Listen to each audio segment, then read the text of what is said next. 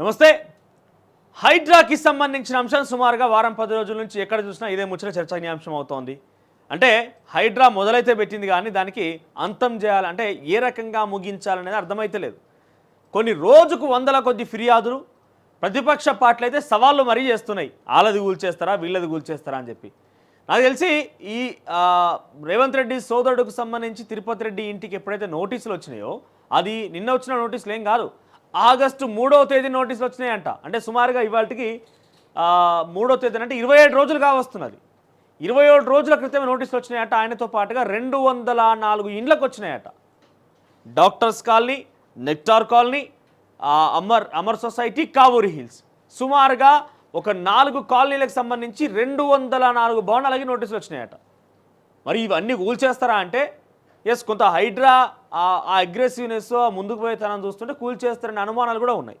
కానీ హైడ్రా కొంత super powers ఇచ్చినట్టుగా సిఎస్ శాంతికుమార్ నిర్ణయం తీసుకున్నదో దాంట్లో అధికారుల మీద కూడా చర్యలు తీసుకుంటామని ఉన్నది. అధికారం మీద చర్యలు తీసుకుంటారు ఓకే, కానీ వీళ్ళు ఎత్తైన భవనాలు కట్టుకున్నారు, కొన్ని కోటాను రూపాయలు కట్టి ఇల్లు కట్టుకున్నారు, ఇవన్నీ చేసిరన్నప్పుడు డెఫినెట్గా వాళ్ళకి సంబంధించిన నష్టపరిహారం ఉంటుందా? మరి అది కూడా ఆలోచన చేయాలి. ఎందుకంటే 1-2 రోజులు జరిగిన ప్రక్రియ ఏం కాదు. గత ప్రభుత్వాలు చేసినాయా, అంతకు మునుపు ప్రభుత్వాలు చేసినాయా, అంతకంటే మునుపు ప్రభుత్వాలు చేసినా, ఏ ప్రభుత్వాలు చేసినా కూడా ఆ ప్రభుత్వ అధికారులే కదా దానికి అప్రూవల్స్ ఇచ్చి పర్మిషన్ ఇచ్చింది. ఇప్పుడు ఉన్న పలంగా కూల్చేస్తామని అంటే దానికి ఎవరు మరి నష్టపరిహారం చెల్లించాల్సిన అవసరం ఎవరు ఇస్తారు? లేకపోతే చాలామంది ప్రజలు అనుకుంటున్నారు ఎస్ డెఫినెట్గా తమ దాకా వస్తే కానీ తెలియదు ఏదైనా కూడా అన్నట్టుగా సామాన్య ప్రజానికానికి సంబంధించి వాళ్ళ దాకా వచ్చిన తర్వాత చాలామంది కూడా ఇబ్బందులు పడుతున్న వాస్తవాలు చూస్తున్నాం మనం. కానీ హైదరాబాద్ నగరంలో కొన్ని ఇల్లు కట్టాలంటే ఆశమాష విషయం ఏం కాదు, కోట్ల రూపాయలు ఖర్చు పెట్టాల్సి ఉంటుంది. మరి ఆ కట్టిన ఇళ్ళకి ఏమైనా నష్టపరిహారం ఇస్తారా? ఎందుకంటే ఒకప్పుడు వాళ్ళే కదా పర్మిషన్ ఇచ్చింది. మరి ఇవన్నీ చూడాల్సిన అవసరం ఉంది. మరి కొన్ని రకాలుగా చర్చ అయితే కొనసాగుతుంది. హైడ్రాకు సంబంధించిన అంశం ఎవరికి అంతు చిక్కడం లేదు, కానీ కూల్చాలన్నట్టుగా డిమాండ్ అయితే కొనసాగుతున్నాయి. అయితే ఈరోజు మనకున్నటువంటి విశ్వసనీయ సమాచారం మేరకు పట్నం మహేందర్ రెడ్డి, పొంగులేటి శ్రీనివాసరెడ్డి కూడా నోటీసులు జారీ కాబోతున్నాయట. మాజీ మంత్రి ప్రస్తుతం కాంగ్రెస్ పార్టీలో ఉన్నటువంటి ఎమ్మెల్సీ పట్నం మహేందర్ రెడ్డికి నోటీసులు జారీ కాబోతున్నాయని ఫామ్ హౌస్ సంబంధించింది. ఇక పొంగులేటి శ్రీనివాసరెడ్డి కూడా నోటీసులు జారీ కాబోతున్నాయి. నిన్న ఒక ఇంటర్వ్యూ కూడా చూసిన, కూల్చుడు పక్క అన్నట్టుగా చెప్తున్నాడు. నేను కూడా గులగొట్టేసుకుంటా, నేను కూడా కూల్చుడు పక్క అని చెప్తున్నాడు.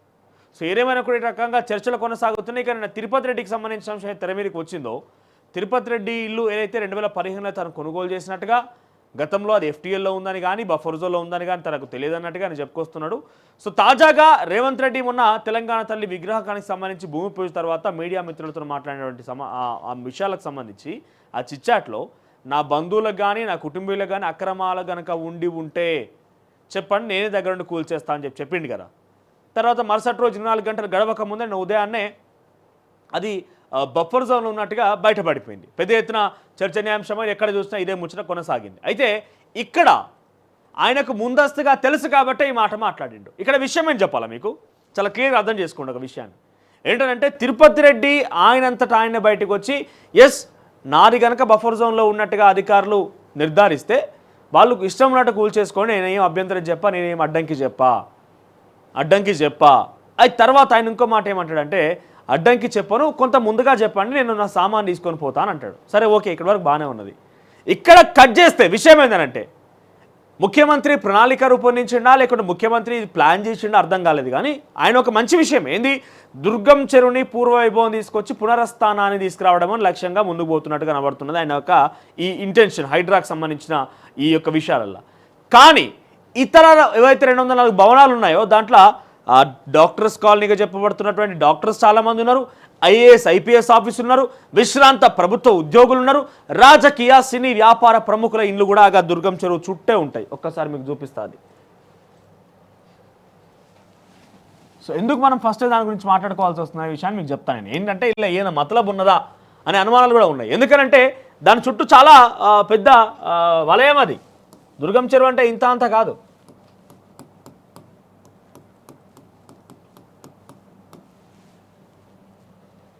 రైట్,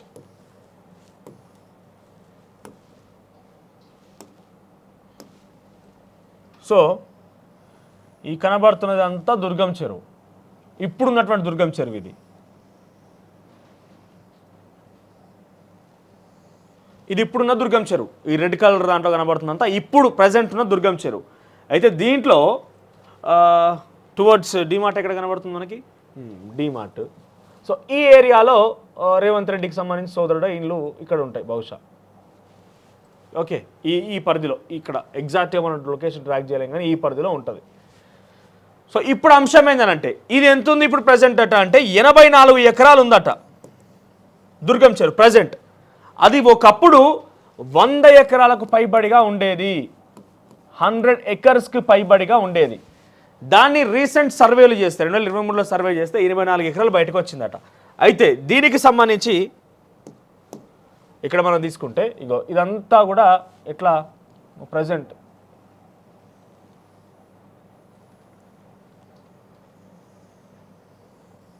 ఇగో ఇట్లా ఎఫ్టీఎల్ ఉంటుంది. ఇది ఎఫ్టీఎల్. ఓకే, అంటే పూర్తి స్థాయి చెరువు సామర్థ్యం కనుక నిండితే ఇదంతా ఇక్కడ వరకు నీళ్ళు వస్తాయి అనేది ఎఫ్టీఎల్. సో ఇక్కడ ఉన్నటువంటి ఇండ్లు ఉన్నాయి కదా, ఇంకో ఇవి కానివ్వండి ఇవన్నీ కూడా ఎఫ్టీఎల్. ఏమైనా ఉంటే వీటిని తొలగించాల్సిన అవసరం ఉంటుంది. ఇంకా ఇక్కడ కొంచెం ఎక్స్టెన్షన్ ఉన్నది, ఇంకా ఎగ్జాక్ట్గా మనం చెప్పట్లేదు, అప్రాక్స్గా చెప్తున్నాను మీకు. ఇక తర్వాత బఫర్ జోన్ విషయానికి వస్తే బఫర్ జోన్లో ఇంకొంచెం ఎక్స్టెన్షన్ ఇక్కడ నుంచి సుమారుగా 30 మీటర్లు ఉంటుంది బఫర్ జోన్. ఇంకో ఇది బఫర్ జోన్ అనుకుందాం. ఇది ఒక అప్రాక్స్ మాత్రమే, ఈ ఎగ్జాక్ట్ లొకేషన్ కాదు, మీకు ఒక అవగాహన కల్పించడం కోసం మాత్రమే. సో ఇక్కడ ఏమంటున్నారు, ఇక్కడ ఇవన్నీ ఇండ్లు వస్తున్నాయి, బఫర్ జోన్ వరకు కూల్చివేయాలి కాబట్టి ఇవన్నీ ఇండ్లు వస్తున్నాయి. మరి ఇండ్లను కూల్చాలంటే ఏం చేయాలి, అంత ఈజీ పని ఏం కాదు. అయితే ఇక్కడ ఏమైంది, తిరుపతి రెడ్డి ఎప్పుడైతే తానంతటగా తానే బయటికి వచ్చి ఎస్ కూల్చేస్తారా కూల్చేసుకోండి, కానీ ముందు కొంత నాకు సమయం చెప్పండి అన్నట్టుగా తిరుపతి రెడ్డి ఎప్పుడైతే బయటకు వచ్చి చెప్పిండో, దీంతో ప్రజల్లోకి ఇంటెన్షన్ ఏం పోద్ది తెలుసా, ఇక్కడ ఒక ఐపీఎస్ ఆఫీసర్ ఉన్నా, ఇందులో ఒక ఐఏఎస్ ఆఫీసర్ ఉన్నా, ఇక్కడ ఒక డాక్టర్ ఉన్నా, ఇక్కడ ఒక సినీ రాజకీయ ప్రముఖులు ఇంకెవరైనా ఈ పరిసర ప్రాంతాల్లో ఉన్నా కూడా ముఖ్యమంత్రి అన్నకే తప్పలే మాకేందయ్యా అని చెప్పి వాళ్ళు కూడా స్వచ్ఛందంగా వదిలేస్తే వదిలేయాలి, లేదంటే బలవంతంగా అయినా కూల్చేయాలి. ఇది సూపర్ మాస్టర్ స్కెచ్ ఇది. అయితే వీరంతా కూడా మళ్ళీ విశ్రాంత ఉద్యోగులు ఉన్నారనుకోండి, సో అక్రమాలకు అంటే ఈరోజు వాళ్ళు బడాబాబులే కావచ్చు, విశ్రాంత ఉద్యోగులు, అధికారులకు సంబంధించి, డాక్టర్కి సంబంధించి చెప్పుకుంటే ఈరోజు వాళ్ళు బడాబాబులే కావచ్చు, సంపాదించి ఉండొచ్చు. కానీ గతంలో ఒకప్పుడు వాళ్ళు సామాన్య కుటుంబాలే కదా. మరి వారంతా సంపాదించి ఉన్నప్పుడు రాజుల కాలం నుంచి వాళ్ళకు ఉన్నటువంటి తాతలు ఆస్తులేం కాదు, అక్రమంగా కబ్జా చేస్తే ప్రాబ్లం. కానీ అక్కడ పర్మిషన్లో చిల్లు కట్టుకున్నారు కదా, మరి వాళ్ళకి ఏం సమాధానం అనేది క్వశ్చన్ రైజ్ అవుతుంది ఇక్కడ. ఎస్, ఒకవైపు హైడ్రాని సమర్థిస్తూ హైడ్రాని ఎంకరేజ్ చేస్తూనే మరోవైపు ఇటువంటి ప్రశ్నలు ఉత్పన్నమవుతున్నాయి.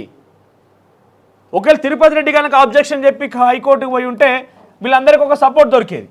ఏమని, అరే ముఖ్యమంత్రి అన్నయ్య కదా ఆయనే పోతున్నాడు అన్నట్టుగా ఒకటి దొరికేది. ఇప్పుడు ఏమైంది తెలుసా, తిరుపతి రెడ్డి ఎప్పుడైతే కూల్చేయండి అనుమతి ఇచ్చిండో దీంతో ఏమవుతున్నది, ఈ చుట్టుపక్కలందరికీ టెన్షన్ మొదలైంది. అరే ముఖ్యమంత్రి అన్ననే చెప్తున్నాడు, ముఖ్యమంత్రి అన్నకే ఎగ్జామ్షన్ లేదు, మనకెవరు ఎగ్జామ్షన్ ఇస్తారు, హైకోర్టు వైర్ అనుకో.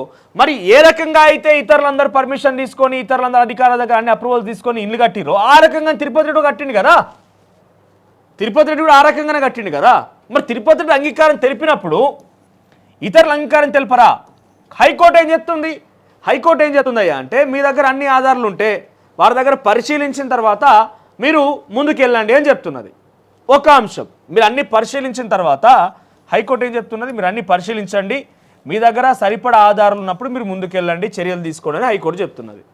రెండవ అంశం, హైడ్రాకి ఫుల్ పవర్స్. ఏమని పవర్స్ అంటే ఒక ప్రత్యేక నిన్న సిఎస్ శాంతికుమార్ ఉత్తర్వులు జారీ చేసే రకంగా ప్రకటించేసారు. అంటే ఒక అంటే నామమాత్రంగా ప్రకటించేసారు. ఇప్పటికైతే ఏమని అంటున్నారంటే ప్రత్యేక పోలీస్ స్టేషన్ అంటే లేకంగా వీళ్ళే నోటీసులు జారీ చేయొచ్చు. ఇప్పటివరకు తిరుపతి రెడ్డి కానీ చుట్టుముట్టిన వాళ్ళకి నోటీస్ ఎవరు జారీ చేశారంటే హైడ్రా జారీ చేయలేదు. హైడ్రా అనేది ఏంటంటే ఉదాహరణ చెప్పాలంటే రేసు గుర్రం సినిమాలో ఏందది అల్లు అర్జున్ను బ్రహ్మానందరం కలిసి విలన్ గానికి సంబంధించినటువంటి ఇళ్లను గోల్ చేస్తారు కదా, పోయి బ్లాస్ట్ చేయడం, అది ఒకటి మాత్రమే. నోటీస్ ఎవరు జారీ చేస్తారు, నోటీసులు జారీ చేసేది ఇక్కడ ఈ చెరువుకు సంబంధించిన అంశం కాబట్టి ఇరిగేషన్ అధికారులు జారీ చేస్తారు. ఆ తర్వాత ఇక్కడ పక్కనటువంటి ఎఫ్టీఎల్ బఫర్ జోన్ ఉన్నాయి కాబట్టి రెవెన్యూ అధికారులు జారీ చేస్తారు. ఇక్కడ తిరుపతి రెడ్డికి నోటీసులు జారీ చేసింది, ఇతరాతలకు నోటీసులు జారీ చేసింది ఎవరయ్యా అంటే శేర్లింగంపల్లి తహసీల్దారు, డిప్యూటీ కలెక్టర్ శేర్లింగంపల్లి తహసీల్దార్ ఈ నోటీసులు జారీ చేసారు. 30 రోజుల గడువు కూడా ఇచ్చారు. ఈ 30 రోజుల గడువులో వీళ్ళు ఏం చెప్పాలి, వివరణ ఇవ్వాలి. ఏమని, మేము పట్టా ల్యాండ్లలో ఉన్నాం, లేకపోతే మా ల్యాండ్స్ ఇవి, మా కథ ఇదని చెప్పి చూపించాలి. ఇప్పటికే మొత్తం మార్కింగ్ అయిపోయింది, ఏదేది గులగొట్టాలని పూర్తిగా మార్కింగ్ చేసేసారు.